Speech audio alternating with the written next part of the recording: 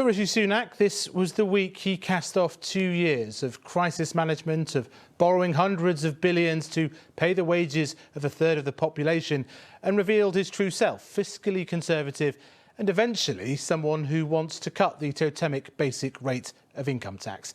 There was support at the spring statement, but this was not a whatever it takes moment. The government says it can't protect the public from all of the global surge of energy and food prices. But within hours, his boss, the Prime Minister, was saying more would be done. And some backbenchers were joining in too. Our economics editor, Ben Chew, is here. Ben, how do you assess what's going on here? Well, Faisal, this is a Chancellor who's been used to good publicity, and this week and the reception to this spring statement marked something of a change. The view was widespread, and not only in the opposition, but in some of his own party too, that he didn't do enough, and he left a lot of people pretty perilously exposed to the historic inflation squeeze that's coming. And one of the biggest gaps that's been identified is his failure to boost universal credit to match the soaring inflation we're set to see. Universal credit, of course, claimed by the least well-off in our society. And interestingly, Newsnight understands that Treasury officials did urge the Chancellor to seriously consider raising universal credit as part of this package, but he refused to do so. So it was very much the man, not the institution, who made that decision. So it raises the question, why?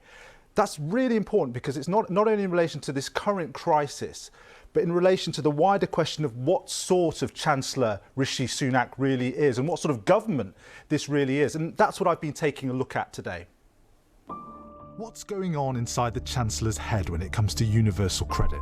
The chilly reception for Rishi Sunak's spring statement this week, even among traditional media supporters, will have been bruising to a Chancellor used to glowing headlines. And perhaps the biggest gap in his support package was the decision not to bolster universal credit.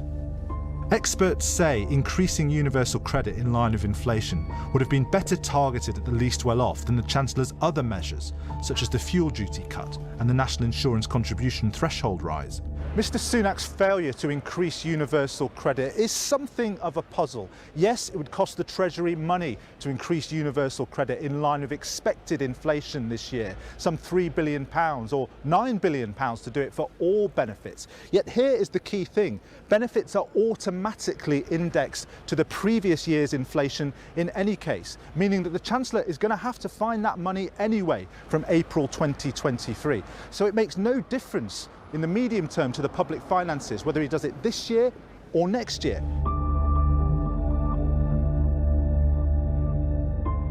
But it makes a big difference to individual households in receipt of universal credit this year. As this shows, bringing forward the UC uplift would keep benefits broadly in line with pre-pandemic levels this year. But allowing them to undershoot inflation would result in a steep fall this year, down 8% on 2019 levels, albeit followed by an equally sharp spike back up in 2023. So given it makes little difference to the public finances in the medium term, why didn't Mr Sunak pull this lever? Why not smooth out the incomes of the least well-off, rather than subjecting them to this incomes roller coaster? Something that, despite the fact that 40% of UC claimants are in employment, it might be born of a desire to incentivise work.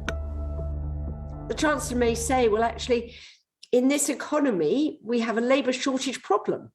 We actually need more people coming to the labour market. So in a sense, I want to incentivise people and make work pay a bit more. Why actually do I want to make things more generous to people who are not in work? Could short-term party political calculations be at play too?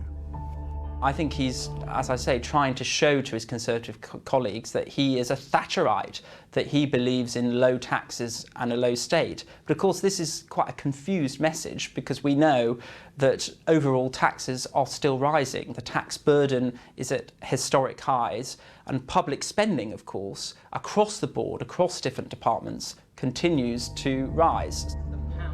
Could the fact that welfare recipients tend to be less likely to vote Tory have had anything to do with it? It's always at the back of the mind, are we doing things for the sort of people who support us, people like us. And you see that a lot of the time with the unwillingness, for example, to touch pensioner benefits, because it's known that they vote and they vote in droves. And in particular, they very often vote for the Conservative Party. So I think that may have been a bit of a background consideration. Who are we helping? Are we ready for a There may be a mix of motivations, of course, but some see a specific core driver for Mr. Sunak. I think it's an ideological opposition to welfare. He feels that, for people to stand on their own 2 feet, it's about work rather than welfare. I mean, this is a bit ironic because, of course, universal credit is a Tory party policy, and just under half of people on universal credit are in work. So I think a lot of it is ideological. And you remember George Osborne, when he was thinking about reducing the size of the deficit, it was benefits which got a large hit. They were disproportionately, deeply cut. And I think Rishi Sunak wants to kind of return to that sort of Osborneite way of being the Chancellor. Back to the recent Tory past then for this Chancellor? Possibly. But the economic context is very different now. And some think, as the energy crisis bites, practicality might yet trump ideology when it comes to universal credit. Ben Chew there, and interesting.